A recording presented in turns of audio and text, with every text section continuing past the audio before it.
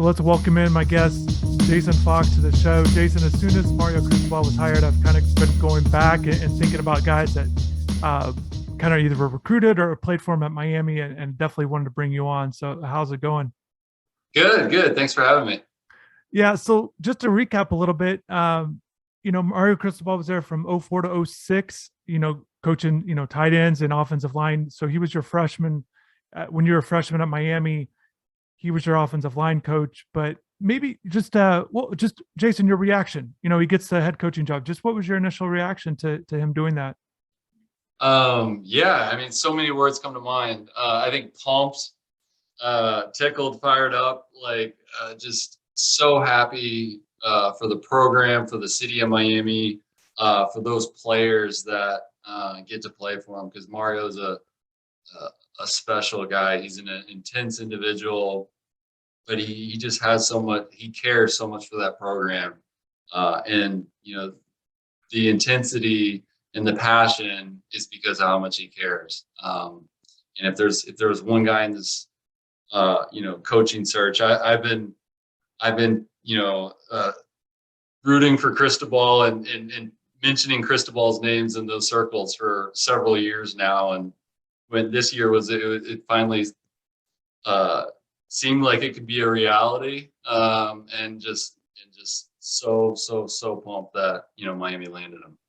Yeah, it's really interesting that you mentioned that because just following the program for years, he's just definitely been a guy that either should be in the mix or should be considered. I even remember back when you were playing in '07 there when Randy took over. I know that there was maybe a little discussion about Mario, and really every single time there's been a coaching search, and when this one finally popped up and it actually happened, it was almost a little surprising that it actually happened, just because we talked about it for so long. Right. He went to FIU, did his thing there, went to Alabama, Oregon, and he's I don't know, I won't speculate to where the credibility in other people's minds came from, whether that was coaching under Saban and then doing great things there, and then the success he's had at Oregon. He should have been in those discussions a long time ago. But I won't speculate over that. I won't wish that things could be different. Things happened the way they did, and all you can control is the future. And it's a pretty special time for the Miami football program. Yeah, and he certainly gained experience, right? Valuable experience at Alabama and Oregon along the way, regardless.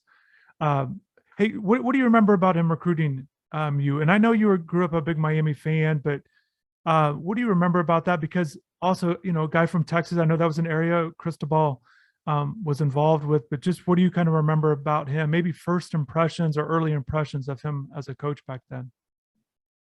He was a recruiting coordinator. He was my recruiting coach, and we texted all the time. I mean, I can't imagine how many players he had to do that with, but we really built a relationship, before we even met each other. Whether it was talking about football games, and you're like, oh, send me the tape, I want to review it, and we talk about it, and we would, how do you think you did? Even basketball games, we would recap, how because he cares so much about a potential player. That shows you what he cares about those guys in the locker room.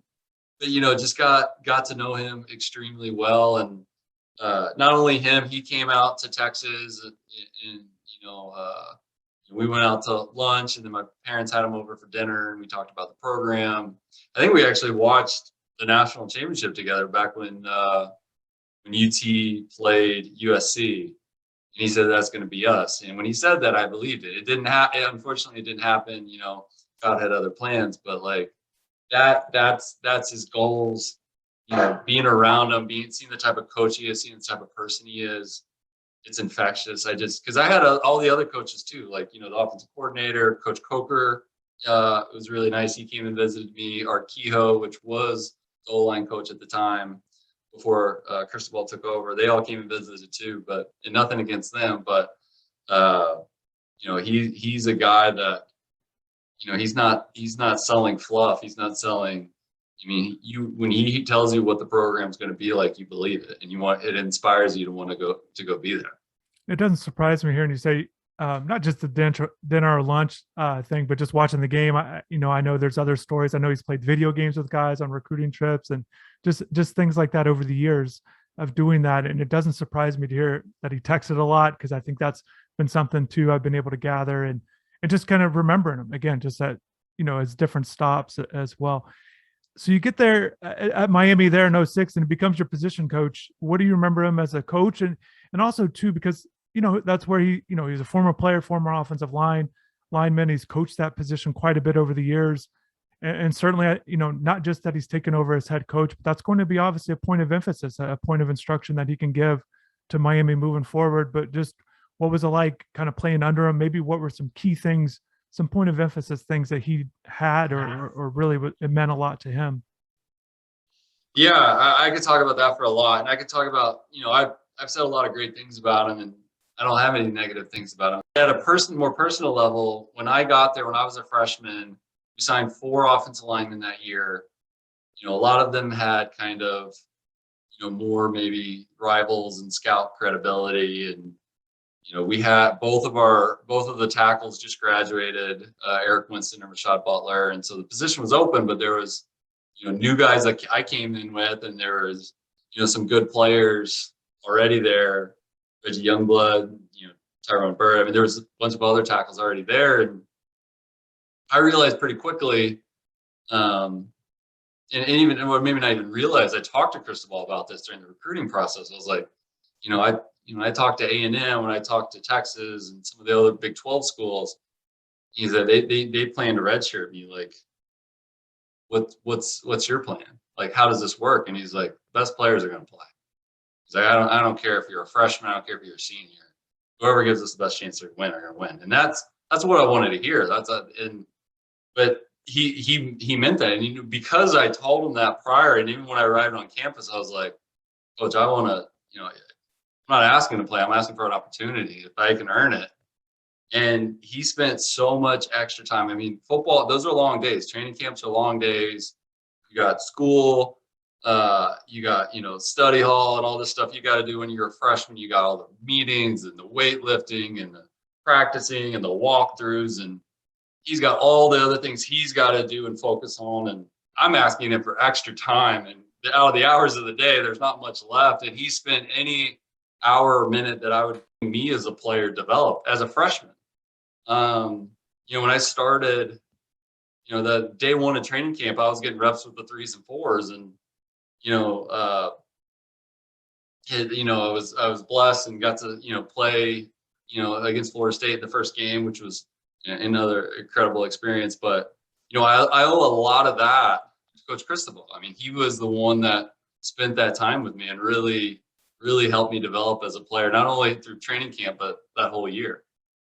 Jason, was there something in particular that you're thinking about? Extra time? Was it film work? Was it, on-field stuff? Was there something that maybe you felt really helped you with that, or that he helped you with extra stuff?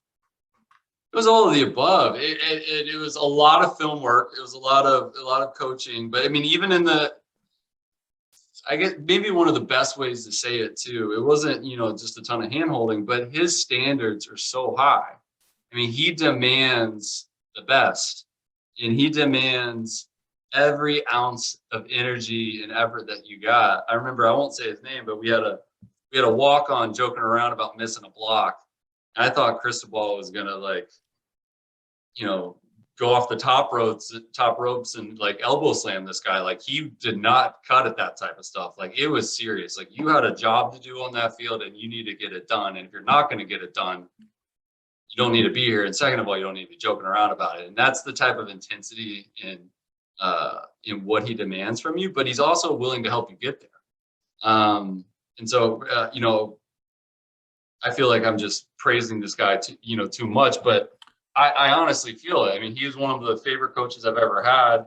He's meant so much to me as a player and as a person. And I'm just so, I mean, I would suit up again if I could. If I could go back and have a few more snaps and play for him, I would. That's just the type of coach he is. Yeah, and it's not surprising to hear you say some of these things. You touch on, very demanding, yet will teach you, and I think that, and you've probably, I think right before we started this, you've been in touch with him. I think you followed his career somewhat, or paid it close attention, but it's kind of crazy how he's grown as a coach, as well as picking up even more experience while keeping those same values that he had early on, either as a GA at UM or even Rutgers when he first was getting started, like you said, with being at UM. So, and you've been around coaches, man. You've been in the NFL. You've been around coaches. You've seen it. You understand it. It is going to be interesting, and some of those things I think need to be corrected at UM. Quite honestly, some of the things that have gone on, not just offensive line, just in general. I think just a program kind of needs that right now with where they're at. So it's going to be very interesting. Jason, you said maybe what's your connection been like with them over the years? How much you've been paying attention to his career? Yeah, like I said, talking to him just only, a handful of times, a year per season, telling him congrats on the big wins, or when he gets when he got the job at Oregon, or when he got the job at Alabama, and little things like that, just big things in his career. It's been fun to, follow it. And I'm just happy for him as an individual, because that's how hard he works, and he deserves that, and he deserves, this opportunity. So it's happy for him, and happy for the city of Miami. Jason, that '06 season, um, for me, and I've covered the team since '03. To me, that's the most adversity any team has faced over the years. And I can't imagine what that was like for you as a freshman. This is college football kind of thing. And there was just a lot. You guys can look it up. And there was just a lot going on. Coaching, just there was a lot going on. What was that like? How would you describe that Yeah, year? you're right. I actually share that quite a bit. It was a kind of a welcome to college football moment. I was like, is this what college football is like, going from playing on Monday night against Florida State, and you got celebrities on your sideline, and, stadiums rocking and all this stuff, to you just learned that one of your teammates had been shot and killed. R.I.P. Brian. Brian was such a good guy. And, having other guys on our team that got into trouble, or, some other gun violence went on, and from the fight at FIU, to, the coaching stuff at the end of the year, it felt like something was always going on. And, a lot of, sometimes really, kind of sad personal things that the team had to deal with, that, were distractions, but some of them needed to be distractions, or, they're some things are bigger than football, and, someone's life is. Yeah, that was definitely an experience, a kind of a welcome to Miami moment for me. But yeah, I don't know what else to say about that. No, it was just a lot, man. You guys dealt with a lot. There's no doubt about that. Yeah, it was just a lot. And I kind of want to transition a little bit past that. I'm curious your thoughts on when Jimmy Graham came over from the basketball team, either what you knew about him from basketball, and the not the main guy there, or just kind of filled in there, and then obviously his career that he had afterwards. I was kind of curious your take on kind of seeing Jimmy, what he was able to do, and then just obviously at there. I'm so happy for him. Jimmy's another really great guy.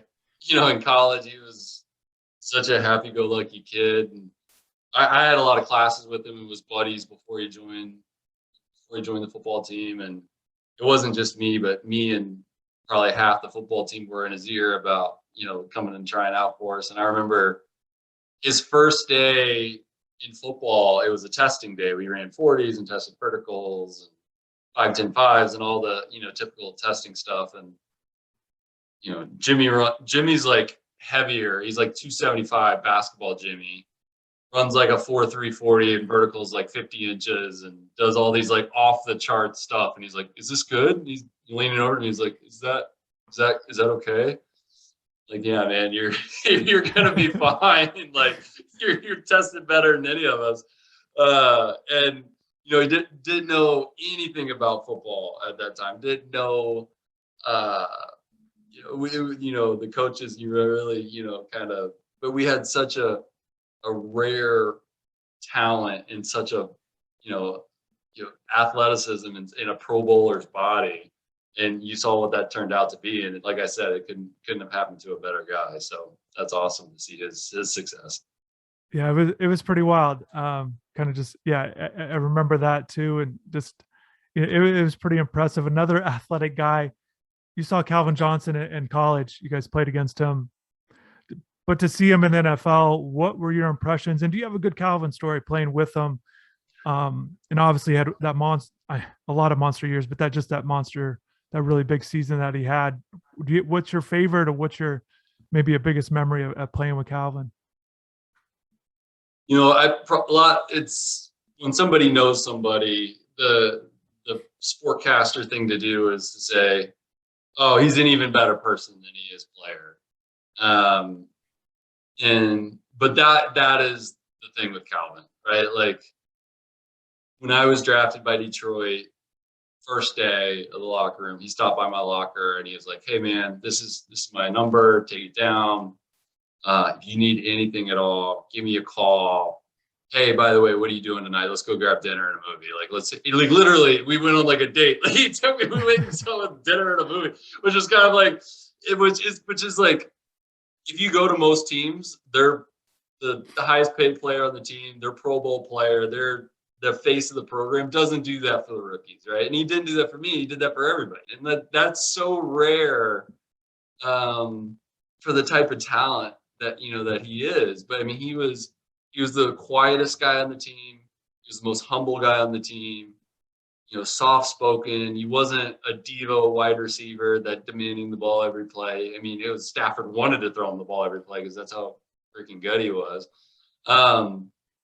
But that's him as a person, as a player.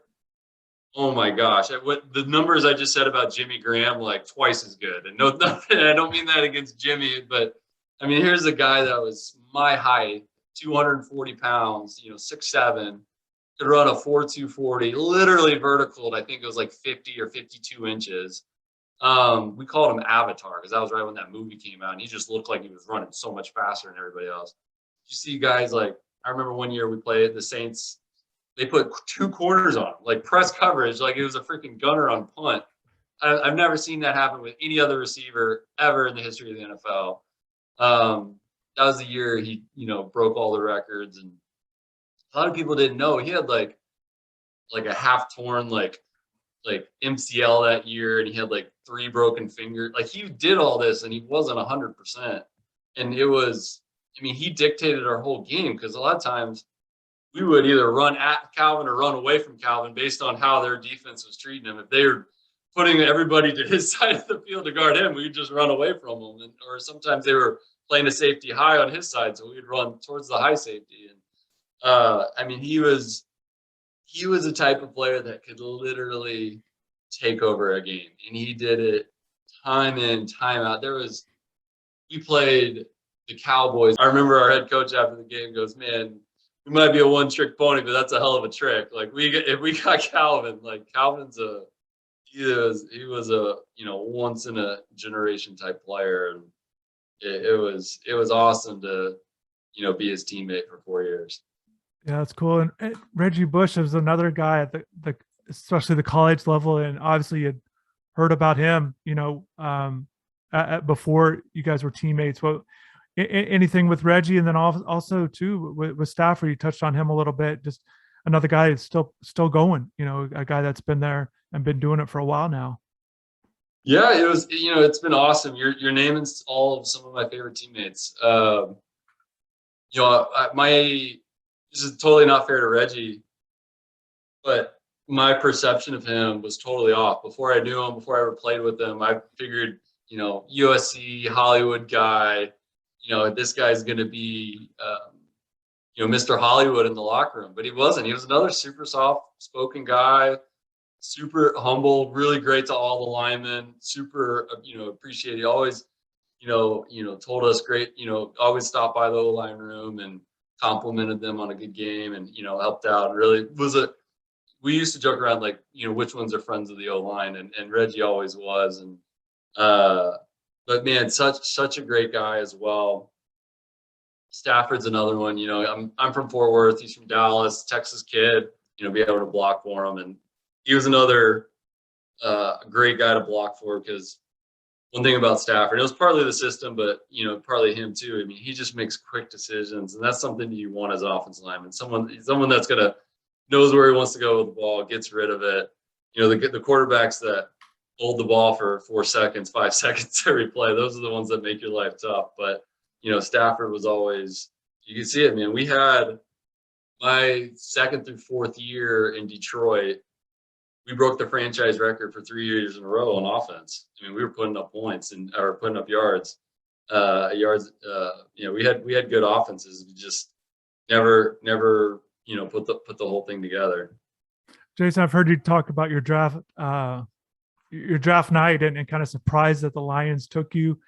What do you remember about draft night? What's kind of your memories there? And just kind of hearing you talk about it, little uncertainty about where you were going to go or what round, because you're dealing with that injury. Even though you're a 4-year starter at Miami, you had the experience. But what do you remember about draft night? Any good memories? And then if you kind of share about the Lions, and did they talk to you later? Obviously, they wanted you, even though it didn't seem like it at one point. Yeah, that's a good memory. Yeah, I'll tell the quick version. And played 4 years for Miami, blew out my knee in the last game, needed patella tendon surgery, which is pretty big reconstructive surgery. Which when you go through the combine and teams are evaluating players, like you hear people joke around about it's like a meat market, but a lot of that's true. And if you're going to take player A or player B, and one of them had just had a knee surgery that typically takes 9 to 12 months to heal from, it's tough to pick that guy over someone else. And I was aware of that, and so I knew I'd probably fall in the draft a little bit. By the grace of God, I still won the 4th round. I had a weird pro day. I tried to run a 40, even though I hadn't been training. My agent told me, and not blaming him, is blaming me. He said, just show him that your knee's going to be healthy. Show him that you can still run. I don't care what time you run. Just go run a 40 and show him that your knee's healing. And I just, in college, at that point, I could still run a little bit and thought I could run, and hadn't been running because of my knee. And, partially tore my hamstring on that same side of the knee. And while I was running. And so just to make matters worse, did that in front of all 32 teams at Pro Day. But and when that happened, the Lions were coming to town. They wanted to work me out and go to dinner, and they called like the night after the Pro Day and they canceled. And so they were like, hey, never mind. And our agent was like, well, or my agent Drew, he was like, well, you're not going to Detroit. It's like, okay. And then Detroit drafted me, and I did bring it up. It was one of the first things I brought up with the O-line coach. I was like, well, you canceled. I thought. He's like, oh, we knew we wanted you. And I don't know if that's true or not, but so yeah, Detroit was the last place I thought I'd land, but that's where it ended up working out. Jason, your couple years with the Dolphins, obviously starter there that full season. Just what was your kind of memories of playing with the Dolphins and kind of takeaways from that experience? Yeah, man, where to start? Super fortunate for my time there. I really wish we could have, been clicking a little bit more as a team. And,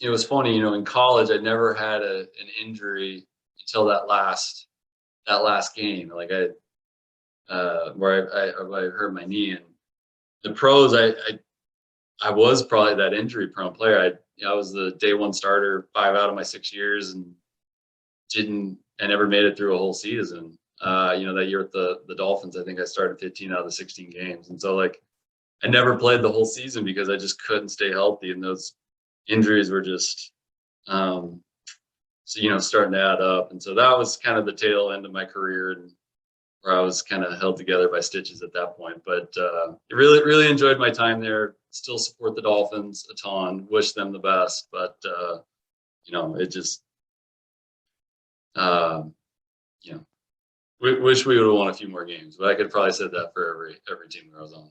Yeah, I mean, I'm sure there's a lot of that, and the injury stuff. I'm sure that stuff was difficult because, like you said, you just didn't deal with that at UM.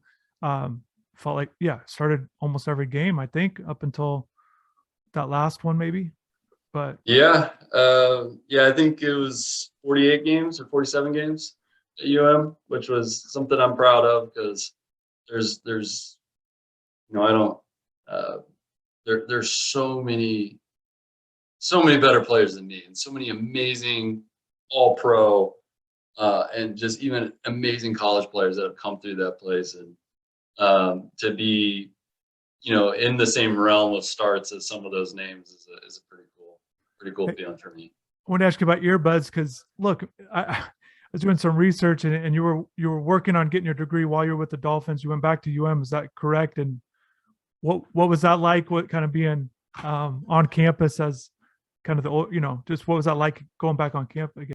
Yeah, so I went back to school my last 2 seasons while playing. The NFL just announced this off season NBA program that players could go back and get it, and UM was one of the spots, and so wanted to take full advantage of that. That was an amazing opportunity for me. And when my career wrapped up, I always had this idea, me being curious what were in other people's headphones before games, and I figured I probably wasn't the only one curious with the 90,000 people in the stands, and millions more watching these games at home, and a lot of tens of millions sometimes of social media followers for some of these guys. Like, how many other people would love to be in their headphones as they're warming up before games, and what would these players say to them if they knew they were tuning in? And that was this whole premise which birthed the company I founded called EarBuds, and our mission is to bring people together through music, and we do that by allowing people to listen with your favorite athletes, your favorite artists, the favorite people in your lives, your family members, significant others, coworkers, and you can listen together in real time or on demand and across the 4 largest music streaming services: Spotify, Apple, Pandora, and Amazon. So we're at 11 employees now and growing, and it's a really, really fun project and a really fun company. And so feel free to download it and let us know what you think. Yeah, how much fun has that been, Jason? Just like you said, the growth of it from ground zero. Just what's that been like for you personally, and what's kind of next? What are you kind of hoping for next with the company? Yeah, we just raised our Series A this year, so we're planning to scale. The two biggest ways we plan on doing that is, one, we really want to lean into creators.